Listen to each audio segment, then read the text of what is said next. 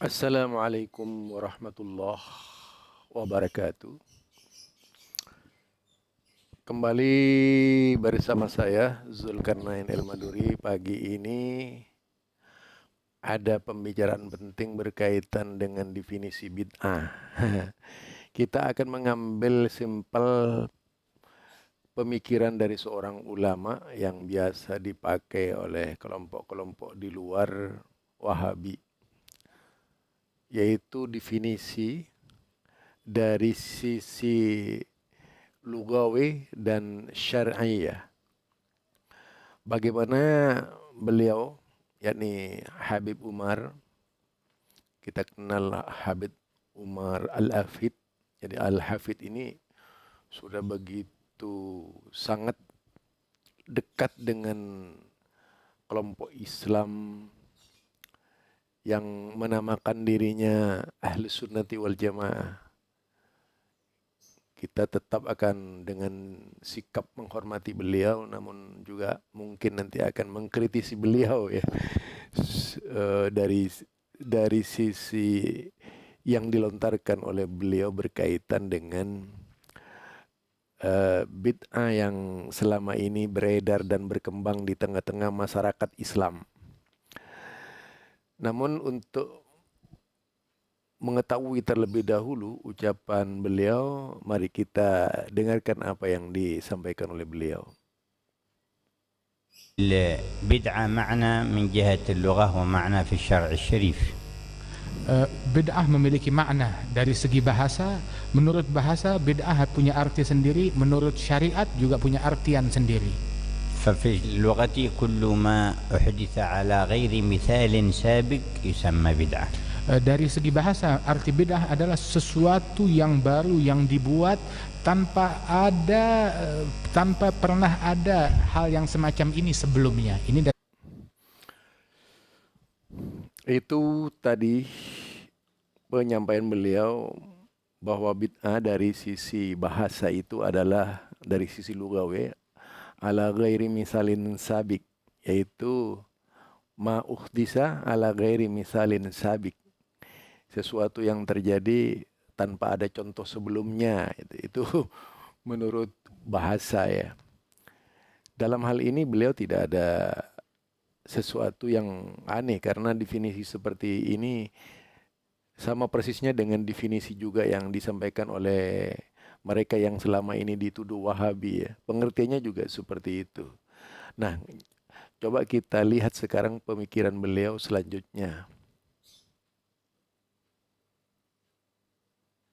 ابتدعها على غير مثال سابق. Dari segi bahasa pun juga Allah Subhanahu wa taala adalah yang membuat bid'ah di langit dan bumi, artinya menciptakan bumi dan langit di mana tidak pernah ada penciptaan semacam ini sebelumnya. Hanya Allah yang menciptakan inilah dan tidak ada pencipta selainnya. أما في الشرع فكل ما خالف قول الله وقول رسوله وأمر الله وأمر رسوله وضادهما فهو بدعة. Adapun makna bid'ah dari segi syariat, segala sesuatu yang melanggar dan bertentangan dari firman Allah dan sabda Rasul Muhammad sallallahu alaihi wasallam, segala sesuatu yang berbeda bertentangan dari ajaran Allah dan Rasulnya, maka itu adalah bid'ah. وكل ما وافق منهج الله وسنة رسوله فهو سنة. Dan segala sesuatu yang sesuai dengan ajaran Allah dan Rasulnya itu adalah sunnah. قال صلى الله عليه وسلم من سن. Kalau dari pembicaraan beliau, semua yang bertentangan dengan perintah Allah, perintah Rasulnya, bertentangan dengan Al-Quran, bertentangan dengan sunnah Nabi, itu disebut bid'ah, sesat gitu. Itu beliau sendiri menyebutkan ya di dalam ucapan-ucapan beliau yang selama ini menjadi panutan kelompok-kelompok yang mengklaim Ahlus Sunnah wal Jamaah. Jadi beliau dengan tegas mengatakan semua yang bertentangan dengan Al-Quran dan As-Sunnah, maka hal itu disebut sesat. Jadi itu semua yang sesuai dengan Al-Quran dan As-Sunnah, perbuatan Rasulullah sallallahu alaihi wasallam dan perintah Allah Subhanahu wa taala, itu disebut sunnah. Nah, itu beliau sendiri mengatakan. Sedangkan kalau bid'ah menurut bahasa, menurut beliau seperti Allah Subhanahu wa taala berfirman badi'us samawati wal ard. Allah yang membid'ahkan langit dan bumi ini adalah menurut bahasa. Nah, tentunya di dalam hal ini perlu kita pahami perbedaan sisi bahasa dan perbedaan sisi istilah. Kalau istilah tadi sudah disebutkan dari sisi syar'i, istilah syariat yang menyebutkan bahwasanya secara syar'i apa yang dikatakan oleh Allah Subhanahu wa taala bukanlah. Jadi istilah bid'ah ini harus menggunakan kacamata bahasa dan juga harus menggunakan yaitu kacamata syariat. Jelas kalau dari kacamata bahasa sebagaimana yang dikatakan oleh beliau. Mari kita dengarkan perkataan beliau lebih lanjut untuk membahas pengertian bid'ah yang benar-benar bid'ah. Dan tentu saja juga kalau kemudian ada kritik terhadap beliau, ya mohon pengikutnya tak perlu marah, itu biasa-biasa saja. Anggap dari saya itu hanya sebagai uji kelayakan menjadi murid beliau.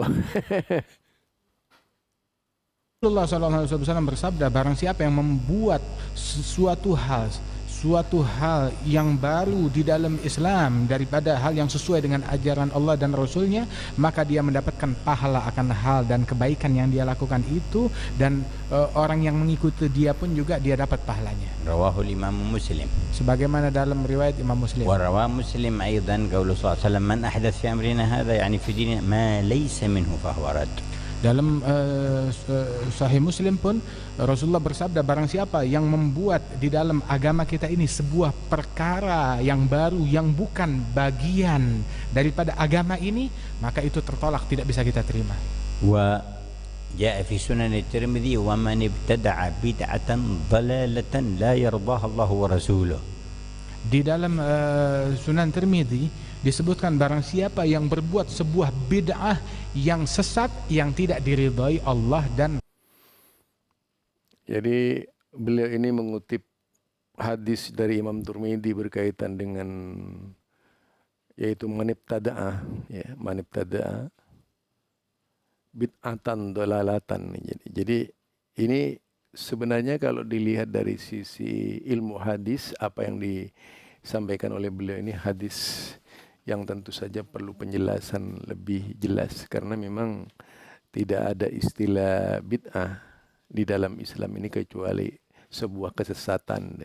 Kemudian hadis tadi dari tinjauan ilmu sanad itu lemah, ya, sehingga tidak bisa dijadikan sebagai hujjah untuk pemahaman berkaitan dengan manibtada'a bid'atan dalalatan itu tadi yang diriwayatkan oleh Imam Tirmidzi. Yang jelas bahwa apa yang disampaikan beliau ini dari sisi definisi sudah jelas sekali bahwa segala sesuatu yang tidak ada contohnya di masa Rasulullah sallallahu alaihi wasallam, di masa sahabat, maka itu termasuk adalah perbuatan bid'ah, ya, yang tidak bisa diamalkan dalam kehidupan kita gitu. Nah, ini yang bisa dipetik dari apa disampaikan beliau. Sedangkan dari sisi bahasa, semua apa yang ada di alam semesta ini adalah bid'ah. Gitu. Kesimpulannya seperti itu. Namun untuk lebih lanjut, kita ingin tahu bagaimana ending dari penyampaian beliau, nanti kita kritisi bersama. Sunnah sayyah wa anna Sayyidina Umar qala ni'matul bid'atu hadhihi. Karenanya itu kalau kita sudah faham makna bid'ah ini, kita temukan di dalam hadis bahwasanya Rasulullah menyatakan barang siapa yang membuat di dalam agama Islam sebuah sunnah atau teladan yang buruk. Begitu juga Sayyidina Umar bin Khattab pernah mengatakan sebaik-baiknya bid'ah adalah hal ini ketika mengisyaratkan salat tarawih al-ijma' 'alaiha, mengisyaratkan akan kumpulan salat tarawih. هذا هو المعنى اللغوي للسنة والبدعة. Ini adalah makna bahasa. Jadi dikatakan di makna lugawi, ini adalah makna lugawi, ini makna bahasa itu, yaitu apa yang dimaksud oleh Umar bin Khattab berkaitan dengan salat tarawih, karena Umar tidak pernah melaksanakan bid'ah. Ya. Umar tidak pernah berbuat bid'ah. Ya. Umar itu bukan orang yang suka merumuskan bid'ah, tetapi mengumpulkan sesuatu yang sudah ada. Nah, mengumpulkan sesuatu yang sudah ada, karena seperti sejarah tarawih, sholat tarawih ini pernah dilaksanakan oleh Rasulullah Sallallahu Alaihi Wasallam walaupun 3 hari. Namun demikian para sahabat tidak pernah ditegur walaupun melaksanakan salat tarawih tiap malam sepanjang perjalanan hidup Nabi sampai perjalanan para sahabat Nabi. Itu nggak pernah ditegur oleh Nabi Muhammad Sallallahu Alaihi Wasallam. Artinya ada takrir dari Nabi sampai hingga di masa Umar, mereka yang terpisah-pisah berada di pojok-pojok masjid itu lalu disatukan menjadi satu jemaah yang kuat.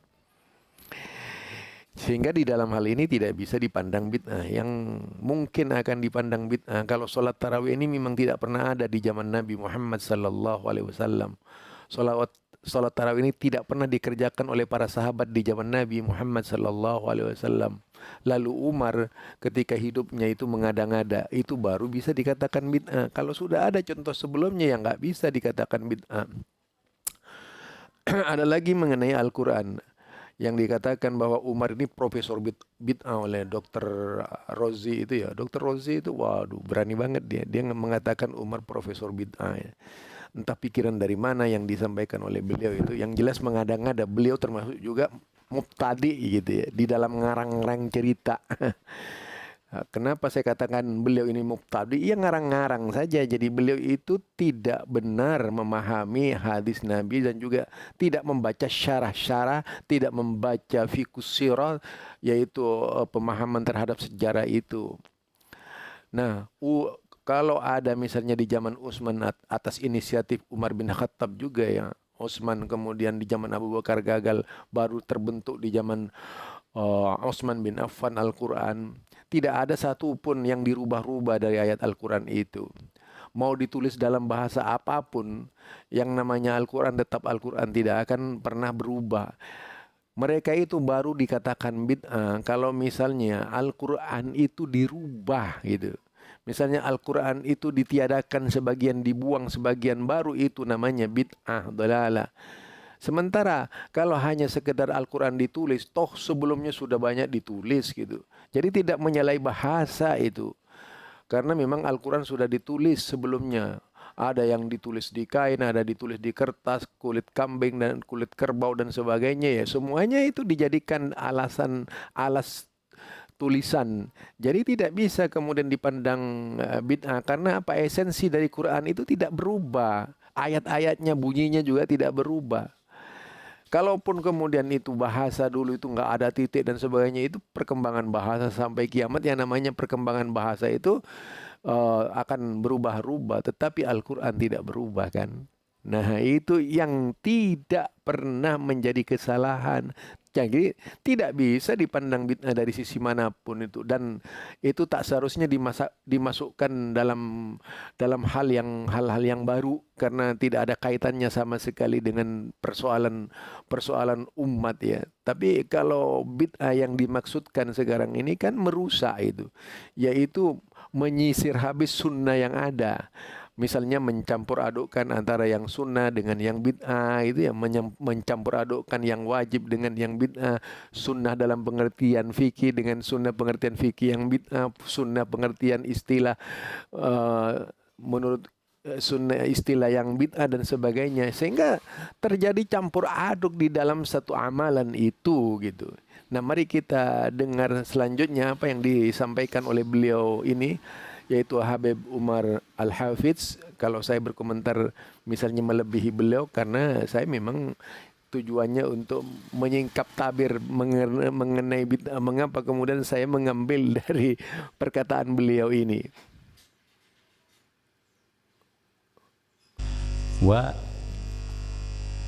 القول أن البدعة أي شيء لم يكن موجودا في عهد النبي صلى الله عليه وسلم هو بدعة في الدين مخالفة للنصوص.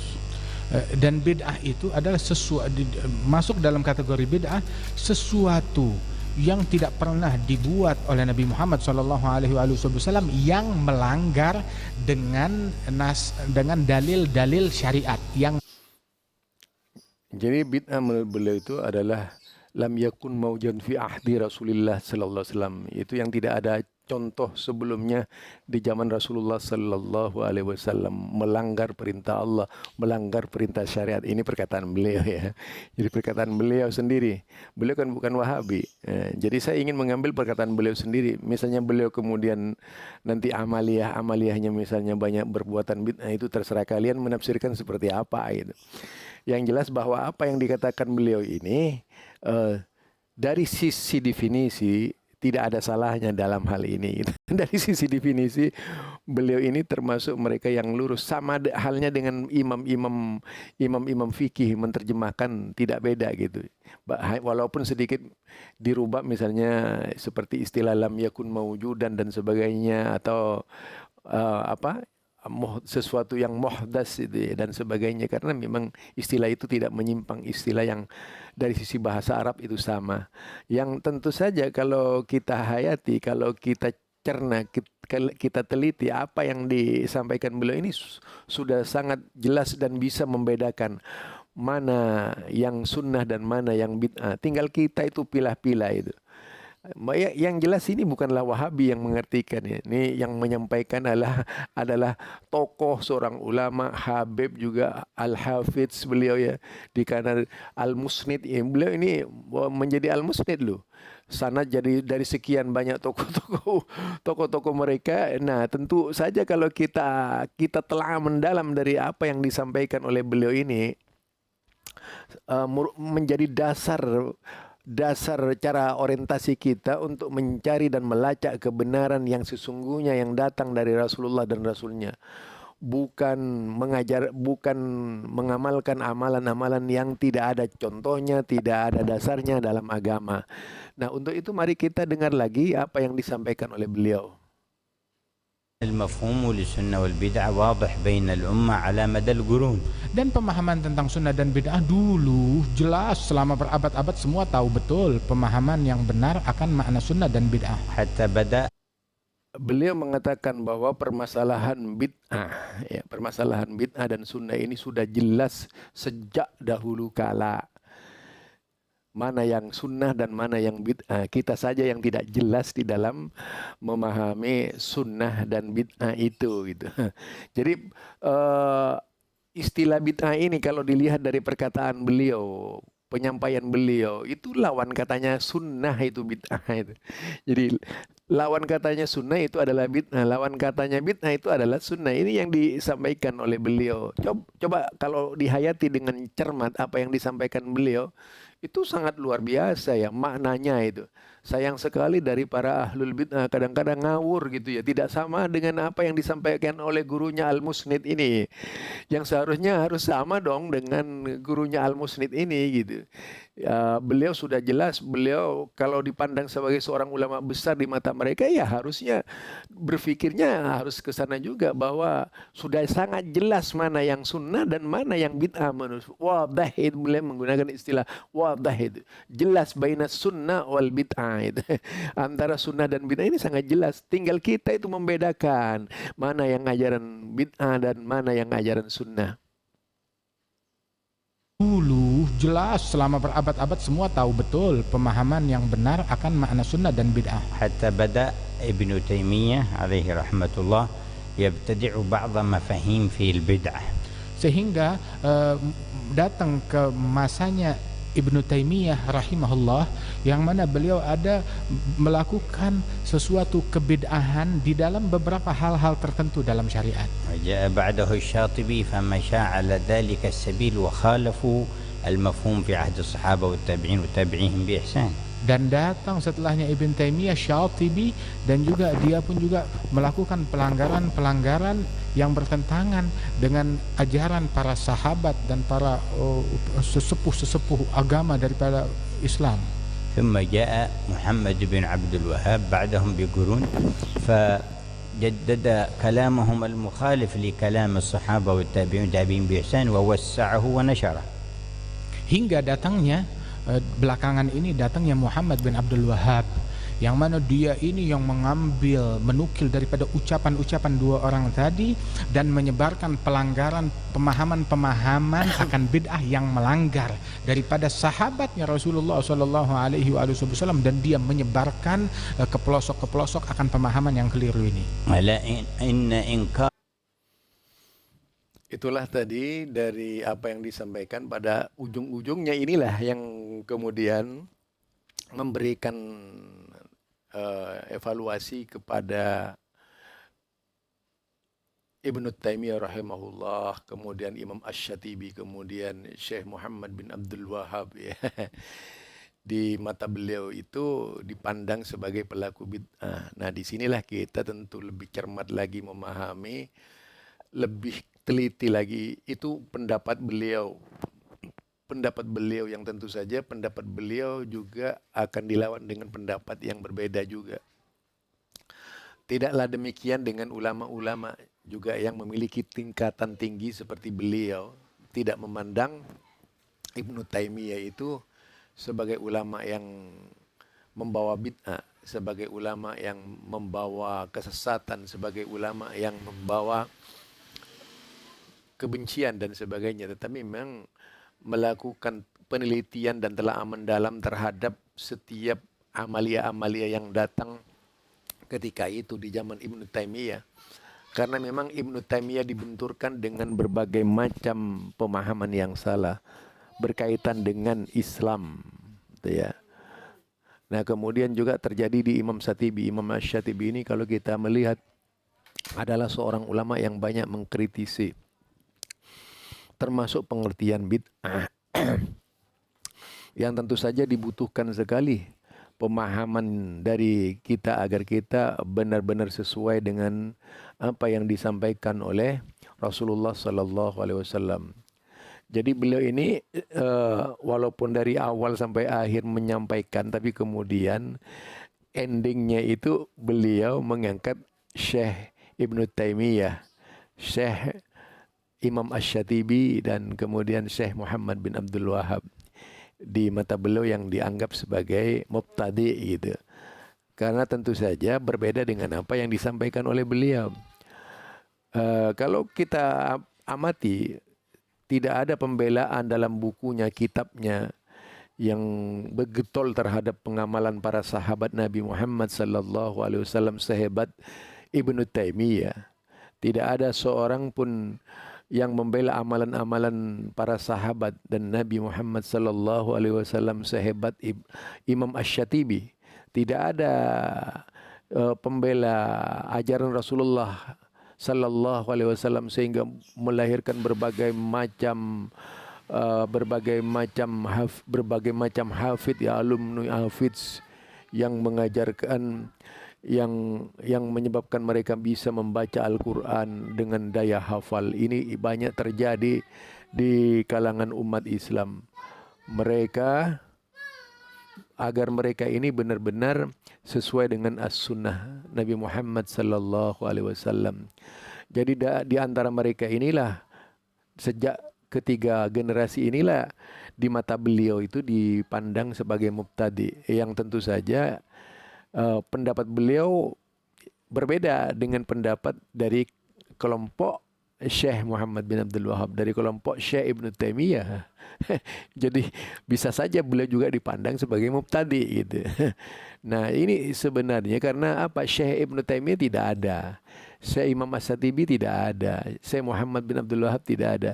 Sehingga yang mereka lahir sekarang ini sudah pasti itu ingin mengembalikan, kita tahu ingin mengembalikan masa dahulu kala ketika tidak ada Ibnu Taimiyah, ketika tidak ada Imam Asy-Syatibi, ketika tidak ada Syekh Muhammad bin Abdul Wahhab.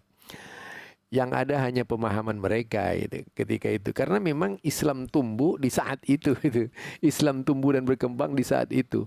Pembersihan dari pemikiran-pemikiran khurafat, tahayul dan bid'ah terjadi di ketika itu. Bagaimanapun saya tidak tidak mengurangi hormat kepada beliau walaupun berbeda di dalam hal ini. Saya hanya mengambil sebagian, tapi kemudian endingnya itu ketika beliau berbicara definisi benar dari awal, ternyata begitu sampai endingnya beliau yang dikritisi itu adalah Syekh Muhammad bin Abdul Wahab. Kemudian walaupun beliau masih hormat ya, masih menyebut rahimahullah ya. Kemudian endingnya lagi itu menyebut Imam Asy-Syatibi. Kita tahu Al-Muwafaqat Asy-Syatibi ini sebuah definisi. Ternyata permasalahannya adalah zikir jahar dan zikir sir itu. Lah kalau memang runtun kita ingin berbicara bid'ah secara utuh itu ya. Ya bukan hanya tadi penyampaian beliau apa yang saya sampaikan itu mengenai manibtada bid'atan dalalatan itu kalau dilihat dari sisi ilmu sanad saja itu jelas hadisnya lemah gitu. Kemudian apa yang disampaikan beliau mengenai zikir jahar dan zikir syir itu ya. Zikir syir jelas tidak ada larangan di dalam Islam itu. Selama itu mengikuti petunjuk Allah dan Rasulnya. Ada ribuan hadis berkaitan dengan zikir yang sudah ditashih ya. Dikatakan syah gitu hadisnya, sahih gitu. Bisa dipakai sebagai dasar-dasar beragumen di dalam memahami agama. Nah, itu yang tidak bid'ah itu. Nah, kemudian kalau kemudian ada zikir nyaring misalnya, ada zikir nyaring, ada nasnya. Ya tentu saja tidak masalah selama itu ada nasnya. Kalau tidak ada itu yang menjadi masalah. Perkataan zikir berjamaah nyaring dan sebagainya dipimpin seorang imam dengan berbagai macam bacaan diawali dengan pembukaan sampai akhirnya ya terjadi zikir. Memang yang seperti itu lam yakun mawujud dan fi zamanin Nabi Muhammad sallallahu alaihi wasallam. Jadi kita tidak mengetahui hal itu. Terdapat, tidak ada pada waktu itu di zaman Nabi itu. Baik ta'arifnya dari sisi agama, dari sisi amalia. Belum pernah kan kita melihat Rasulullah kemudian berkumpul dalam satu ruangan atau dalam satu majelis memimpin zikir bersama ya. Ya zikir bersama seperti seperti ahli zikir sekarang ini gitu. Memimpin para sahabat yuk berzikir sebagaimana misalnya yang dipimpin oleh Habib Umar Al-Hafidh misalnya kan nggak pernah ada di zaman Rasulullah Sallallahu Alaihi Wasallam. Di zaman sahabat juga tidak seperti itu ya. Jadi inilah yang menjadi permasalahan kita, kritik kita ya. Sehingga dalam hal ini tentu perlu sekali seorang pemikir itu tidak mudah terkontaminasi oleh hanya karena seorang tokoh yang mengatakan. Apalagi digunakan parameter subjektivitas di dalam menilai seseorang. Misalnya tadi terhadap Ibnu Taimiyah. Bagaimana kalau kemudian lawannya Ibnu Taimiyah mengkritisi beliau gitu? Ya tidak perlu marah juga. Tidak perlu marah juga, tak perlu sakit hati gitu. Jadi sebenarnya apa yang disampaikan beliau sudah jelas ya, menunjuk hidung kan, menunjuk hidung Ibnu Taimiyah, kemudian menunjuk hidung Imam Asy-Syatibi. Jadi beliau kalau kemudian membela berbagai macam amalia yang berkembang yang tidak ada contoh dari Rasulullah Sallallahu Alaihi Wasallam, kemudian dikombinasikan dalam pengertian ibtida yaitu mengada-ngada yang sesuatu yang sunnah itu, bid'ah yang sunnah, bid'ah yang baik, hasan menurut beliau, hasanah ya.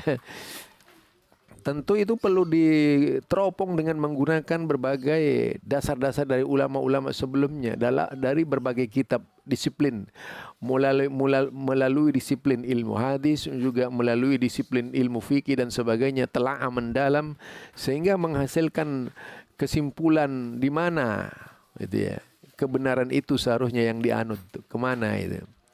Apakah Islam seperti yang sekarang ini yang banyak diamalkan oleh umat Islam mayoritas, atau Islam yang ketika itu masih bebas dari berbagai macam bid'ah yang sekarang jadi istilah seorang mubtadi menuduh mubtadi kepada orang lain itu. Seorang mubtadi menuduh mubtadi terhadap orang yang menyebut beliau ini mubtadi itu.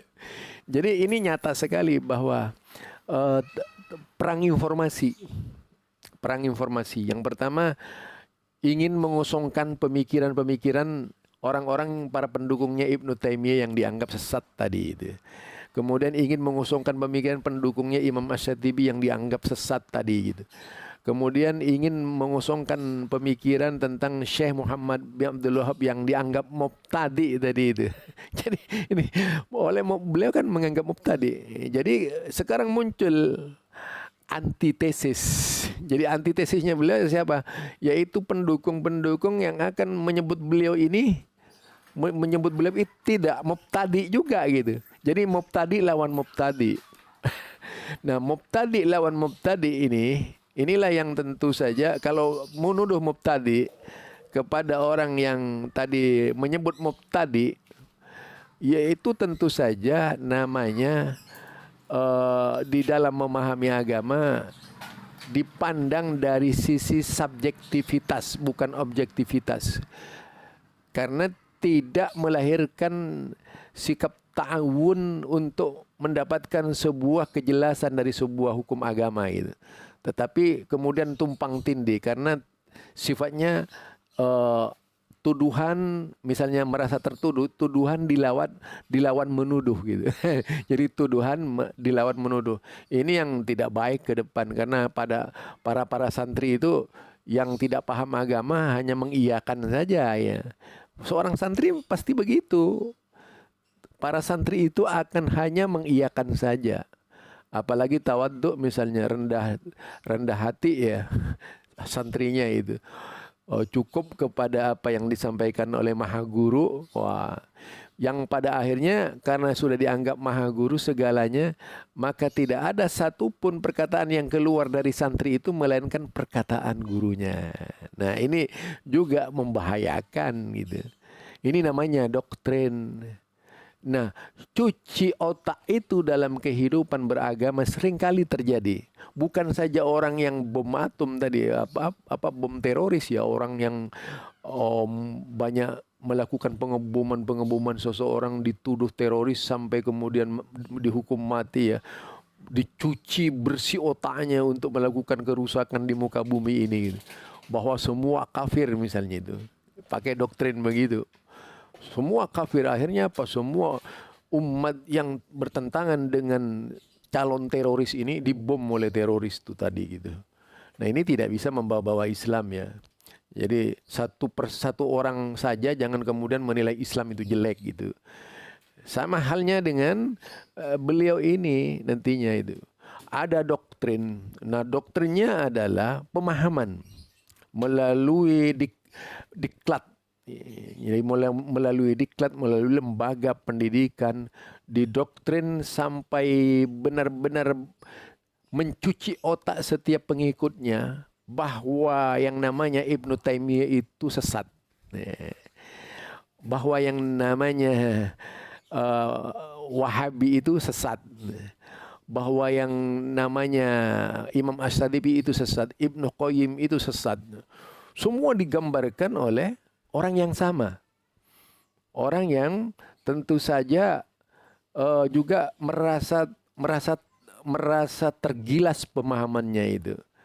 Nah, kita tahu bahwa Wahabi ini menguasai Mekah sekarang ini. Jadi ada rasa ketakutan digusur pemahamannya ya.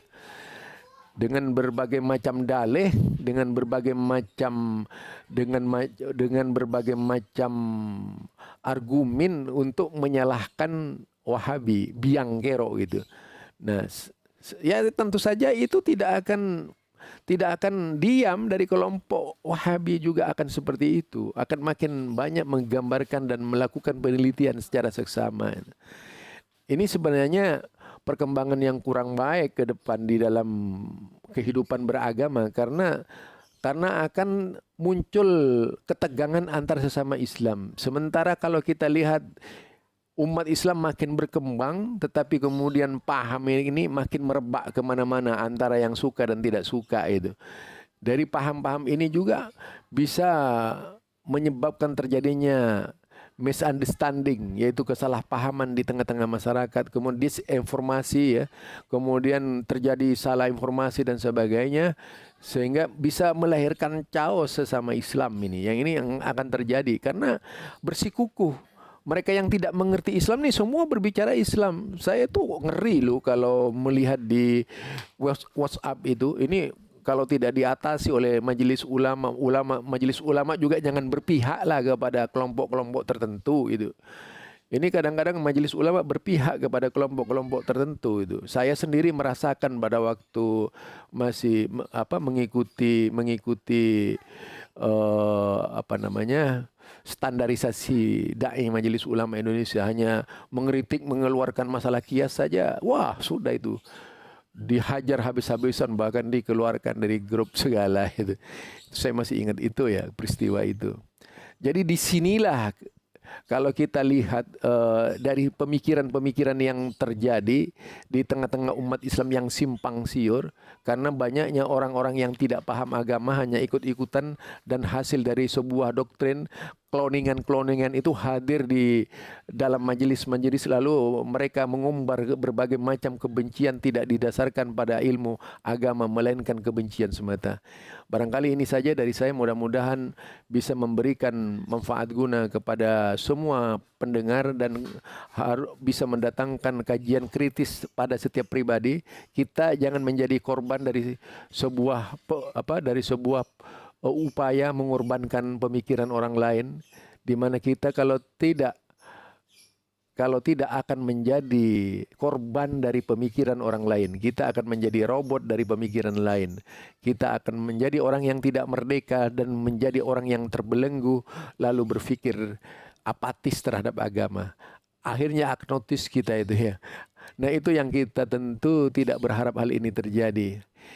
Dari saya, Zulkarnain Al-Maduri, subhanakallahumma wa bihamdika asyhadu an la ilaha illa anta astaghfiruka wa atubu ilaik. Assalamualaikum warahmatullahi wabarakatuh.